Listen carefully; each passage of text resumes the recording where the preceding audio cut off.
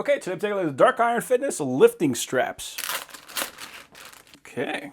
There they are, and they are a nice thick piece of material on here. It feels kind of like a rubbery material, which is going to be good, so it's going to be nice and soft on my wrists. And so we got a patch on there, we got a nice red stitching all the way around. So it's actually a very nice looking strap. So there's no Velcro or anything on here, this is just a strap, and the way this is going to work is it's going to loop around and stuff in this hole right here.